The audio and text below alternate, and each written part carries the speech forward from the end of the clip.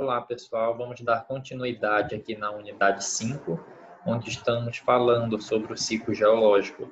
Na aula de hoje, nós vamos abordar sobre deformação e as rochas metamórficas. Essa é a quinta parte da unidade 5 que nós estamos trabalhando. E vamos falar do terceiro grande grupo de rochas, que são as rochas metamórficas. Eu vou fazer uma breve introdução sobre o assunto, depois abordar um pouco sobre os fatores do metamorfismo, a diferença entre deformação rúptil e deformação dúctil, os tipos de metamorfismo e texturas metamórficas, além da composição e conceito de protólito, e finalizar mostrando de maneira geral o grau metamórfico. Novamente lembrando, os três grandes grupos de rochas, que são as rochas ígneas, as rochas sedimentares, e hoje vamos falar sobre as rochas metamórficas, sempre focando no que classifica os diferentes tipos de rocha, os aspectos texturais, mineralogia e a origem geológica. As rochas metamórficas, elas são rochas formadas a partir da transformação de rochas pré-existentes relacionada à influência de mudanças de pressão e temperatura. Logo, uma rocha previamente formada, como uma rocha ígnea ou sedimentar, com as mudanças de pressão e temperatura, vai se transformar em uma rocha metamórfica, tendo uma completa mudança nos aspectos texturais, podendo ter mudanças mineralógicas.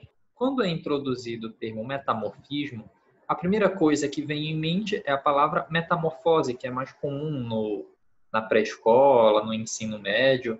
Isso está relacionado principalmente devido à etimologia da palavra, onde metamorfoses vem do grego, que significa transformação. A metamorfose é um processo que ocorre durante o desenvolvimento de alguns organismos, onde eles acabam tendo uma mudança durante o seu desenvolvimento até a fase adulta.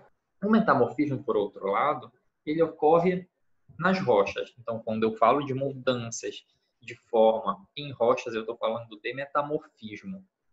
Mas aí, o que muda? Como eu posso relacionar e entender melhor essas mudanças nas rochas? Aqui um exemplo de uma carne.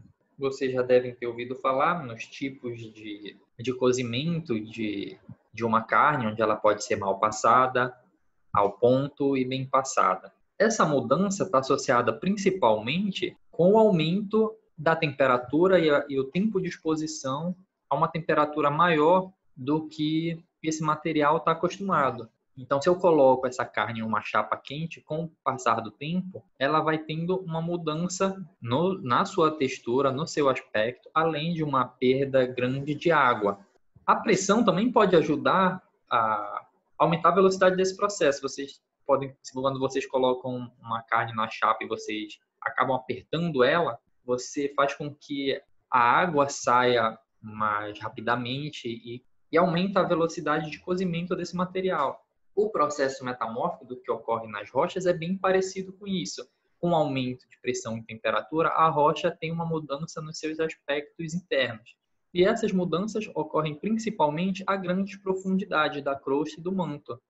Por exemplo, imaginem esse bloco de argila está passando por um aumento de pressão e baixas condições de temperatura. À medida que eu aumento, eu intensifico esses processos, o material começa a deformar, começa a ter uma modificação. E cada vez mais, essa rocha vai sendo completamente modificada, o aspecto textural dela é modificado, os minerais, de alguma forma, eles tendem a se orientar relacionados a essas novas condições. Então, o mineral ele não tem como se comportar da mesma forma em condições de baixa pressão e baixa temperatura e alta pressão e alta temperatura. Essas mudanças vão acontecer e é o que nós vamos abordar na aula de hoje. As mudanças que ocorrem nessas rochas, elas são principalmente mudanças texturais, associadas com a recristalização dos minerais, mudanças mineralógicas, que podem ter a formação de novos minerais, ou mudanças composicionais, fluidos percolando essas rochas favorecerão reações químicas e incorporação de outros elementos, sempre buscando o equilíbrio nessas novas condições. Por exemplo, um granito, que apresentam grãos perfeitamente equidimensionais, de mesmo tamanho, sem nenhuma orientação visível. A partir do momento que experimenta mudanças de pressão e temperatura, os minerais tendem a se orientar, tendem a se reorganizar, de forma que muda tanto o seu aspecto textural como composicional. Então, o granito é uma rocha ígnea plutônica, quando metamorfizada, se transforma em um gneiss, que é uma rocha metamórfica. Todas essas reações, elas ocorrem no estado sólido, então não tem uma mudança da rocha para um estado líquido e assim desenvolver essa nova textura. Todas as modificações estão associadas com o estado sólido em um processo dinâmico. Todas essas deformações, esses dobramentos estão relacionados com grandes pressões que possibilitam essa deformação.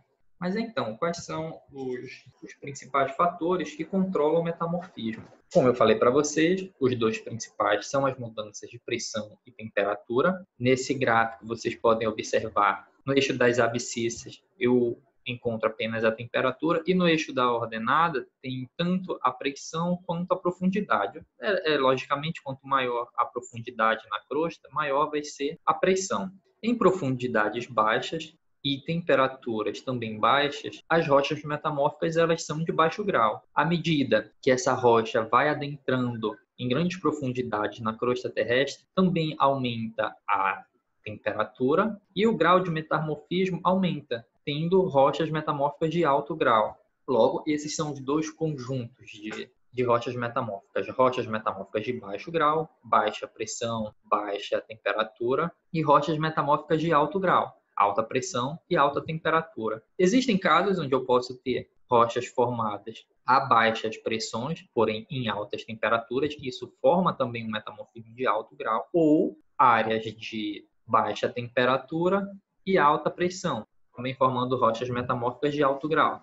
Essas variações de temperatura, à medida que você vai avançando para maiores profundidades na superfície da Terra, é chamado de gradiente geotérmico. E esse gradiente geotérmico, ele muda dependendo da região onde você está. Por exemplo, em uma área vulcânica, o gradiente geotérmico, obviamente, vai ser maior do que em uma área não vulcânica, porque em área vulcânica o magma está mais próximo da superfície.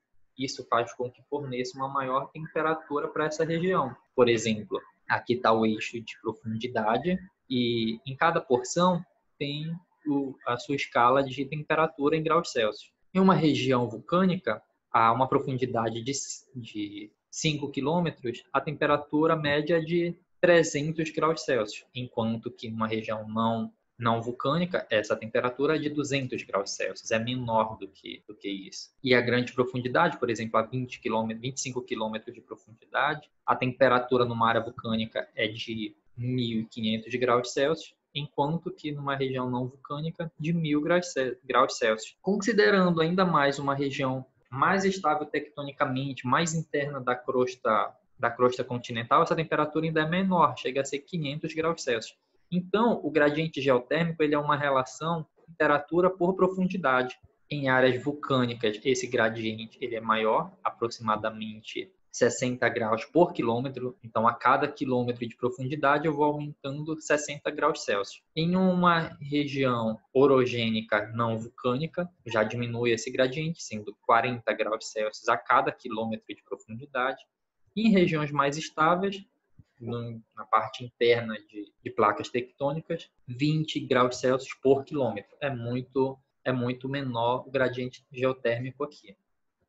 Quando falamos de pressão, é importante a diferenciação entre pressão confinante e a pressão dirigida. A pressão confinante vai ser uma força geral que é aplicada de forma igual em todas as direções. Seria basicamente a mesma pressão de quando você mergulha em uma piscina ou mergulha no mar. A pressão da água no seu corpo é uma pressão confinante. E à medida que você vai para profundidades maiores, essa pressão confinante ela aumenta devido ao aumento do peso da água. Por outro lado, dessa mesma forma, ocorre nas rochas. Uma rocha, um sedimento que está mais próximo da superfície, ele tem uma pressão confinante menor do que uma rocha que está sofrendo subsidência a grandes profundidades ou que está em uma área de subducção. A pressão confinante nessas regiões vai ser muito maior. Por outro lado, a pressão dirigida ela está relacionada com uma força exercida em uma direção específica. Por exemplo, em uma área convergência de placas, a força entre duas placas, uma em direção à outra, permite com que tenha toda uma deformação dessas rochas associada com essa direção específica. Por exemplo, nessa imagem tem um conjunto de rochas que sofreu uma pressão dirigida, elas eram posicionadas na horizontal e a partir dessa pressão dirigida, elas foram dobradas e apresentam esse sistema de dobramento. Aqui não tinha uma pressão dirigida e nesse outro caso tem uma pressão dirigida. Um outro processo que influencia no metamorfismo são os fluidos hidrotermais, fluidos quentes que podem percolar essas rochas. Esses fluidos eles servem como catalisadores de reações químicas, então vão avançar a velocidade de reação nessas rochas, podendo introduzir ou remover componentes químicos. Imaginem uma rocha, essa aqui é uma rocha ígnea, tem uma fratura e fluidos hidrotermais passam por essa abertura. Haverá uma troca de componentes químicos na área onde esse fluido está percolando. Se ele tiver alguns elementos, ele pode fornecer, alterando a mineralogia dessas regiões, e alguns íons podem ser retirados desse sistema. Bem, antes de iniciarmos mais detalhadamente nas rochas metamórficas, é importante saber a diferença de uma deformação rúptil e uma deformação dúctil. A deformação rúptil ela é aquela que a rocha vai se comportar de maneira rígida e tende a ser quebradiça no momento em que está sendo deformada devido aos diferentes esforços. Enquanto que uma deformação dúctil ela é caracterizada pelo estiramento e uma deformação plástica das rochas, sendo a deformação rúptil associada com uma fragilidade dessas rochas e a deformação dúctil à plasticidade das rochas. Observem esse experimento. Aqui nós temos 4 blocos de mármore. Mármore ele é uma rocha metamórfica a partir do metamorfismo dos calcários, onde cada bloco desse foi submetido experimentalmente a uma pressão confinante e uma força compressiva nas partes superiores e inferiores. Esse primeiro bloco ele foi colocado a condições de pressão de profundidades rasas, como na crosta continental superior. Então, a pressão confinante foi baixa nesse material e foi aplicada uma força compressiva nessas posições. A rocha se comportou de maneira totalmente frágil, quebradiça. Ela teve várias fraturas, várias rachaduras ao longo de todo a amostra. À medida que a pressão confinante aumenta, então passando, por exemplo, de condições de uma crosta superior para uma crosta inferior até umas condições próximas ao manto, essa fragilidade ela vai diminuindo e a rocha vai se deformando de maneira plástica.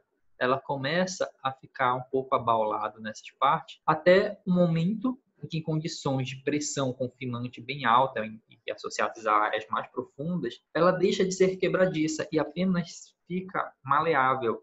Então, aqui dá para entender bem o que é uma deformação rúptil, associado com esse quebramento da rocha, e uma deformação dúctil, onde a rocha deforma de forma mais maleável. E assim é a deformação nas rochas ao longo da subsuperfície terrestre. As deformações mais superficiais mostram um fraturamento rúptil dominante, então de deslocamentos compressivos e movimentações de placas, as rochas tendem a ser mais quebradiças, enquanto que a maiores profundidades, essas rochas elas se comportam de forma dúctil. Os minerais eles tendem a ser mais estirados, como se fosse uma massa de modelar, onde você vai esticando ela.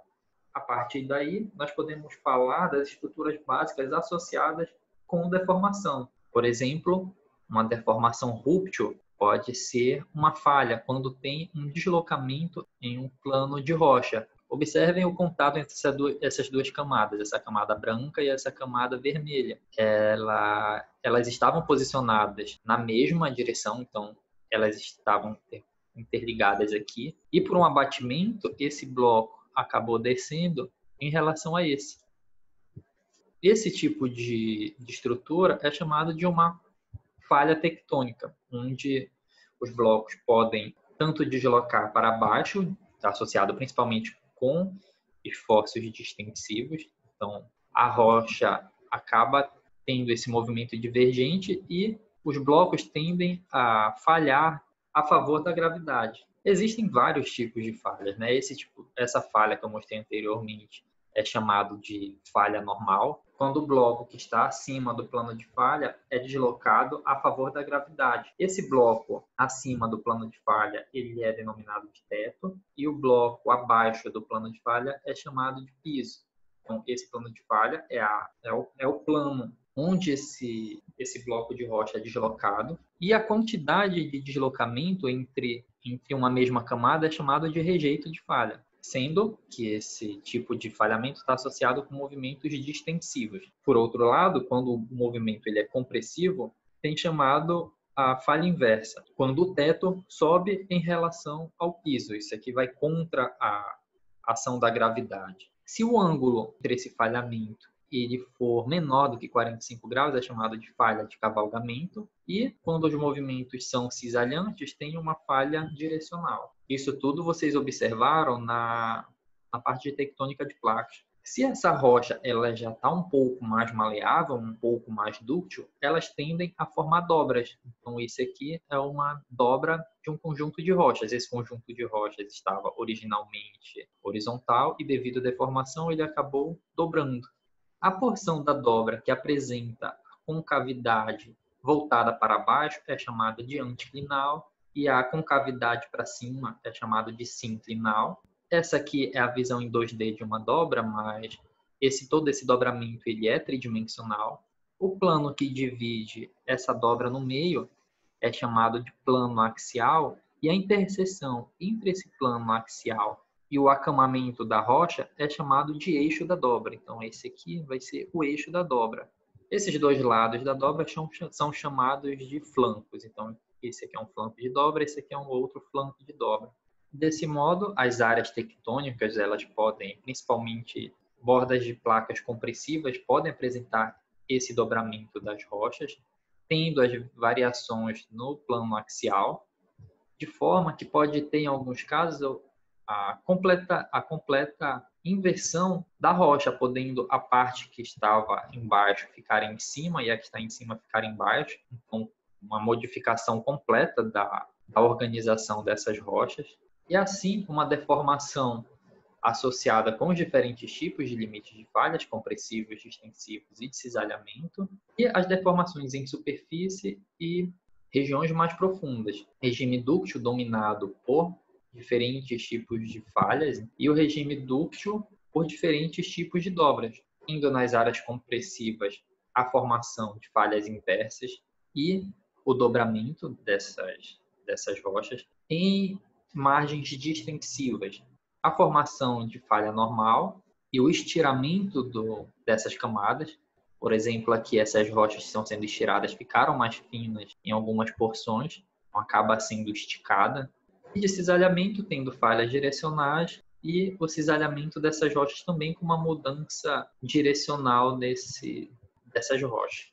Resumindo e visualizando um pouco a paisagem a partir dessas deformações, a partir de um bloco não deformado, se tiver atuação de uma força compressiva, vai ter o achatamento, podendo formar dobras e falhamentos inversos, então ou falhamento inverso de todas essas rochas. Em um sistema distensivo, vai ter um alargamento dessa crosta, vai ter um estiramento, e os blocos internos eles irão colapsar por falhamentos normais, e pelo cisalhamento, uma mudança, uma deformação lateral, um movimento lateral nessas áreas.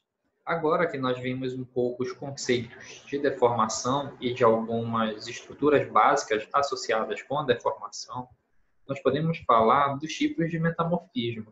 Esses são os principais tipos. O mais abrangente é o metamorfismo regional, que está associado com condições de alta, ultra alta pressão e alta temperatura nas áreas de formação de cadeias de montanhas. O metamorfismo de soterramento relacionado com a subsidência de rochas sedimentares a grandes profundidades, lembram do ciclo das rochas, deposição dos sedimentos, formação das rochas sedimentares, e o metamorfismo de soterramento. Outro tipo de metamorfismo que eu já tinha comentado é o metamorfismo de contato, é o metamorfismo que forma auréolas de contato em volta de corpos magmáticos.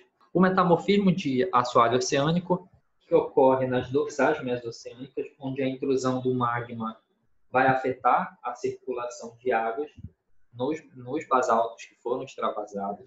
O metamorfismo dinâmico ou cataclástico, associados com altas pressões, porém a condições menores de temperatura, e associados com rochas que se estão deformando de maneira rúptil. Um outro tipo de metamorfismo não tão comum é o metamorfismo de impacto, relacionado com o grande impacto de asteroides na superfície terrestre, que devido à alta pressão vai metamorfizar as rochas onde teve essa colisão. O tipo mais importante de metamorfismo é o metamorfismo regional, associado com essas condições de pressões moderadas a ultra altas e temperaturas elevadas, como a colisão entre placas que formam essas cadeias de montanha. As rochas nesse meio irão ser completamente deformadas, tanto as rochas já pré-existentes quanto as rochas magmáticas estão sendo formadas durante esse processo colisional. E aqui uma mudança no aspecto textural dessas rochas. Imaginem uma rocha sedimentar localizada na parte mais marginal, e à medida que ela vai sendo mais deformada, começa a ter as mudanças texturais. Então, um argilito, começam seus minerais internos a crescerem de tamanho e ter uma reorganização textural, os minerais começam a aumentar a dimensão, e o plano estava paralelo devido à sua formação na região de ambiente de sedimentação, começam a ser dobrados. Alguns minerais, os cristais, começam a apresentar dimensões maiores, até uma fase de segregação dos minerais máficos e félsicos. Então, fica um bandamento, um nível contendo minerais máficos, outro nível contendo minerais félsicos, e assim sucessivamente. Isso associado com o aumento da pressão e da temperatura nessas áreas de metamorfismo regional. Esse aqui é um exemplo de uma área de metamorfismo regional, a Cordilheira dos Andes. Então, na paisagem, as rochas estão completamente dobradas, completamente alteradas, e devido a esse surgimento também, elas começam a ser erodidas. Uma outra visão, mostrando que tem esse contínuo dobramento das camadas nessa porção, com uma grande quantidade de falhas inversas, e nas porções mais internas uma grande alteração textural e mineralógica das rochas que estão sendo deformadas. E se por algum processo tectônico esse movimento convergente parar, e a partir de processos de intemperismo e erosão, o núcleo dessa cordilheira ficar exposto, todas essas rochas que foram formadas podem ser estudadas. Isso é o que ocorre aqui na região do Rio de Janeiro. A maior parte dessas rochas, elas foram formadas durante processos colisionais relacionados à formação do supercontinente Gondwana. Então, um esforço compressivo orientou esse conjunto de rochas, além de ter metamorfizado. Boa parte eram representadas por rochas ígneas intrusivas, que foram metamorfizadas e hoje ocorrem como gnáceos. Essa aqui é uma reconstituição do pré-cambriano, então mostra que nessa região do Rio de Janeiro tinham todo um sistema de magmatismo com regiões de subducção, formação de rochas ígneas vulcânicas, plutônicas, que foi completamente espremido por esforços compressionais, gerando uma grande quantidade de de rochas metamórficas. Logo, essas rochas que ocorrem aqui no estado do Rio de Janeiro é um conjunto de rochas que foram dobradas e metamorfizadas, formando quartzitos. São rochas metamórficas provenientes de arenitos, principalmente gneiss formados pelo metamorfismo de rochas plutônicas, e assim compondo boa parte da paisagem do estado. Outro tipo de metamorfismo é o metamorfismo de contato, então são estreitas faixas de rochas encaixantes que foram modificadas devido à alta temperatura do magma. O magma quente ele avança durante o processo de colocação. As rochas em volta são completamente alteradas, sendo mais alteradas no contato com esse magma e diminuindo o grau de metamorfismo e a quantidade de calor fornecido à medida que afasta dessas rochas até chegar num ponto que não afeta essas rochas. Aqui um exemplo de metamorfismo de contato, esse aqui é um dique de rocha vulcânica que corta rochas sedimentares. Então, existem rochas com laminação plana nesse lado e aqui rocha vulcânica. O contato entre essas rochas é marcado por uma forte alteração devido a essa troca de temperatura que silicificou toda essa porção. Logo, os grãos de quartzo desse siltito, eles foram recristalizados e endurecidos nessa zona. Esse aqui é o metamorfismo de contato. Quais são as principais texturas que são formadas nas rochas metamórficas? Tem duas características que mudam preferencialmente. O tamanho dos cristais, então a granulação desses cristais pode aumentar com o aumento do grau de metamorfismo, e a forma e o arranjo desses cristais. Então, eles acabam tendo uma orientação preferencial, começam a ficar orientados. Isso pode gerar texturas de foliação metamórfica, então a rocha vai começar a se organizar em folhas, e alguns minerais podem crescer nessa massa de forma homogênea, que são os porfiroblastos e os porfiroclastos. Vamos entender um pouco a foliação. Olhem esse exemplo de rochas sedimentares. Então, tem uma intercalação de rocha formada por argila, que é o argilito, e formado por grãos de areia, todos litificados. Então, aqui é o arenito. Então, tem uma alternância: argilito, arenito, argilito, arenito. Durante o processo deposicional, essas camadas elas foram depositadas na horizontal, conforme os princípios básicos da sedimentologia. Se após a formação dessas rochas tiver a ação de forças compressivas, então imaginem um sistema compressivo que atinge essas rochas lateralmente. Isso faz com que a rocha seja completamente achatada nessas duas porções, e os minerais placosos, principalmente os argilominerais, eles tenderão a se orientar perpendicularmente à direção da compressão, que é a área onde eles ficam mais estáveis. Como se você pegasse uma bola de massa de modelar e espremesse. A partir do momento que você espreme essa massa de modelar, ela vai se estirar perpendicularmente à direção da força que você está aplicando. Então, nesse processo vai ter uma rotação dos minerais, além da cristalização. Olhando em microscópio, os minerais, os argilominerais, eles são muito finos, têm dimensões menores do que 0,003 milímetros, e esses argilominerais eles vão começar a mudar de tamanho e recristalizar formando minerais micáceos, que ficarão perpendiculares à direção da compressão e formando essa foliação. Assim, aquele material que estava camadado, então camadas de arenito, argilito, vai desenvolver alguns planos de foliação. Então, esse aqui é o plano original da camada sedimentar, e perpendicular ao esforço compressivo vai ser desenvolvida uma foliação, principalmente nas camadas argilosas. Esses novos planos perpendiculares são chamados de plano de foliação, podendo o acamamento original ser dobrado em algumas porções. E isso muda completamente o aspecto da rocha, a rocha acaba sendo também endurecida e formam esses planos de foliação.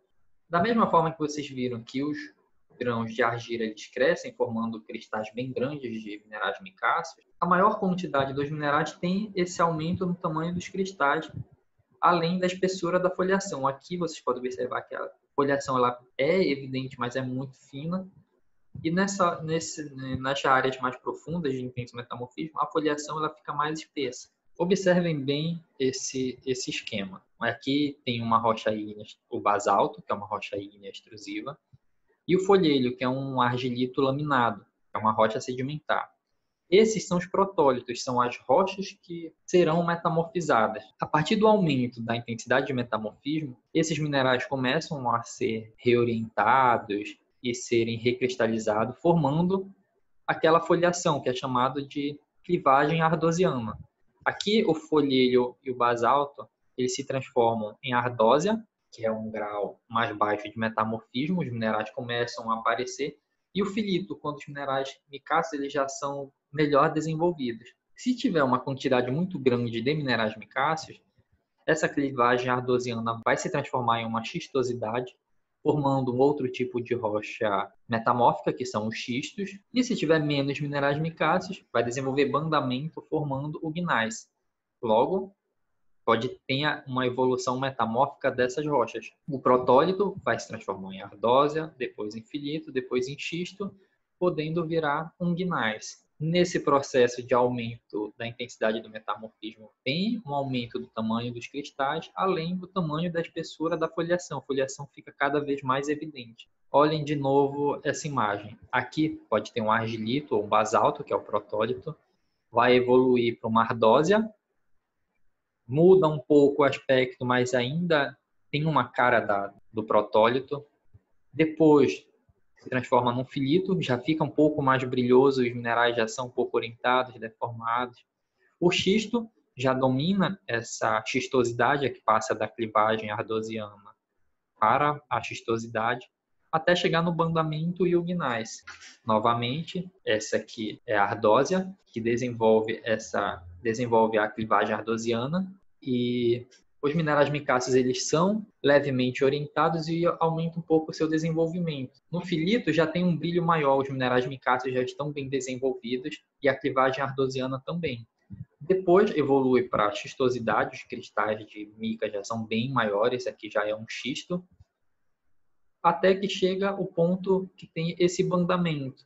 Aqui é o gneiss, então existem bandas de minerais félsicos e bandas de minerais máficos. Lembra lá os minerais félsicos relacionados aos feldespatos e o quartzo, e os máficos, os minerais ferromagnesianos, como a biotita. Um grau mais alto de metamorfismo é o migmatito, já é quando essas rochas já estão entrando no processo de fusão, já começa a ter uma fusão parcial dessa rocha, então tem um aspecto mais dúctil ainda do que o gneiss. A ardósia é muito comum em calçamentos, nessas rochas aqui, esses que vocês observam em vários lugares, são ardósias, rochas metamórficas de baixo grau. O gneiss ele é muito utilizado na ornamentação de casas, de cozinhas, de vários lugares. Em alguns casos eles são chamados de granito, no caso desse aqui, que é um tipo granito preto indiano, que na verdade não é um granito, né? Isso aqui é uma rocha metamórfica. Vocês conseguem ver todo o bandamento gnáisico. Outra textura que é importante falar são as texturas porfiroclásticas. Essa textura ela deriva da textura remanescente do protólito. Por exemplo, aqui tem um granito porfirítico. O que é um granito porfirítico?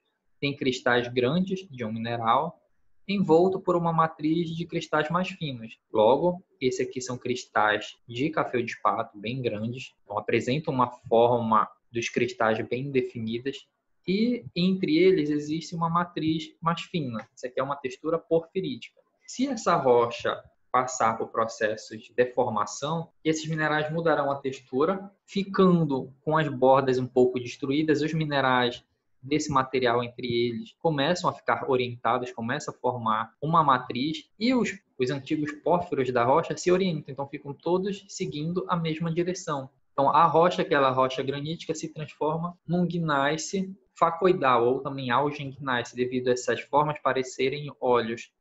Aqui dá para observar melhor.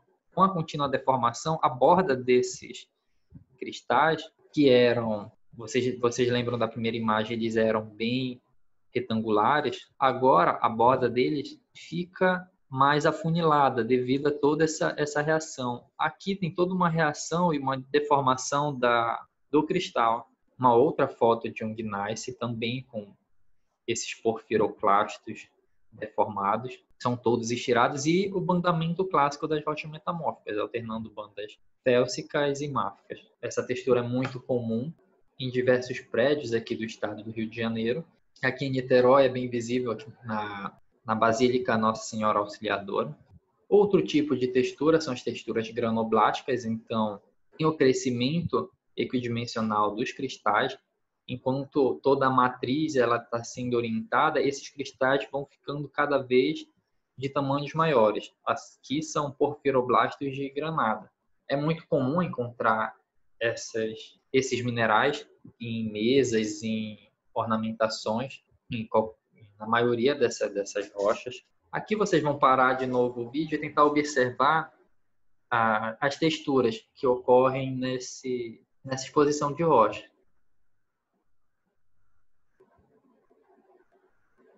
Conseguiram ver que tem uma mistura da textura porfiroclástica, que é a alteração desse grande cristal aqui de feldspato, a orientação das micas e dos minerais máficos, dos minerais félsicos também, então começa a ter um bandamento desses minerais, e a formação de granada, de porfiroblastos de granada.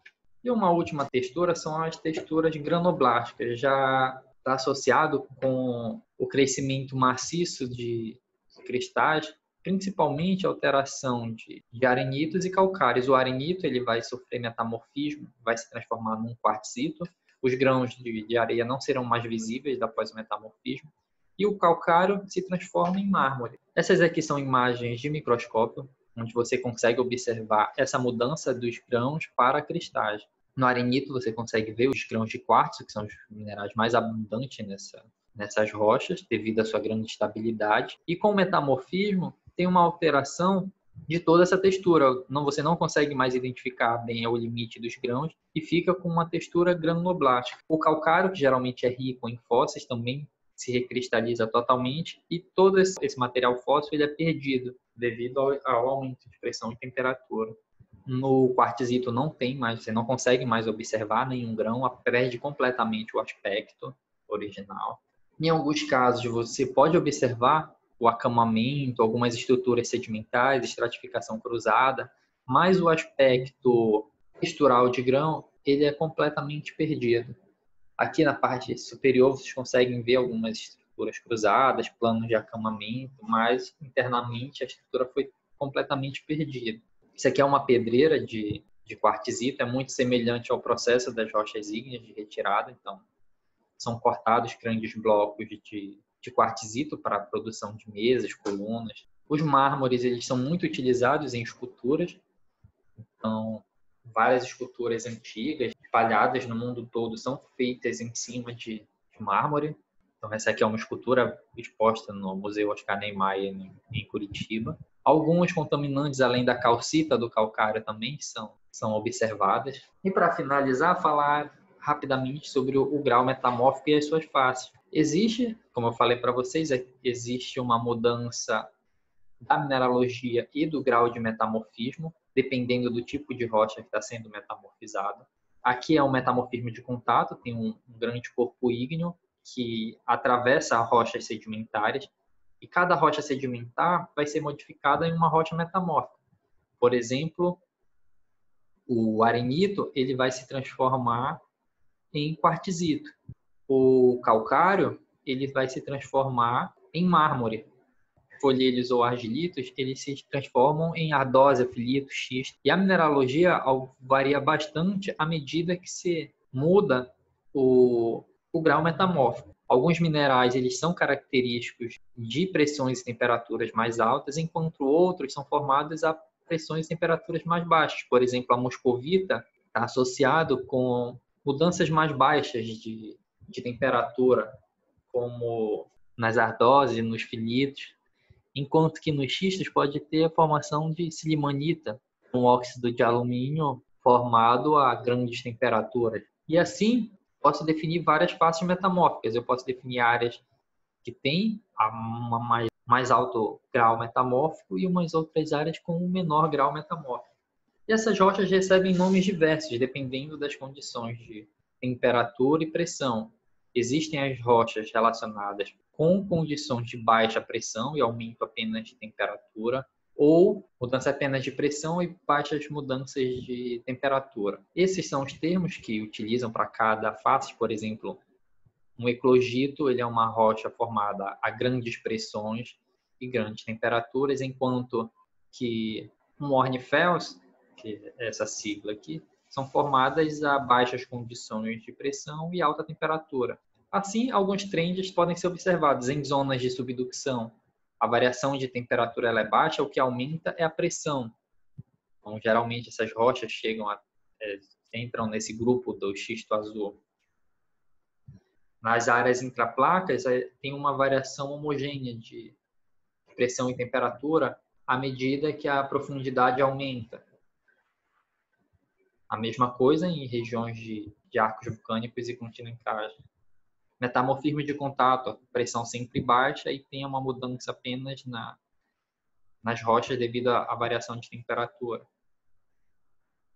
Sendo que existe um determinado ponto de pressão e de temperatura onde começa a fusão parcial. Então, começa a transformação das rochas metamórficas em magma. Então, essas texturas aqui já entram no campo de fusão parcial. E aí, para recordar um pouco de alguns termos, ardósia, filito, xisto e gneiss relacionados com o aumento de pressão e temperatura. E a partir do momento que inicia a fusão parcial, começam os migmatitos. Isso aqui só foi mais para exemplificar para vocês, então, a complexidade que é o estudo e a diferenciação das faces metamórficas. Essas foram as referências que eu utilizei e até a próxima aula.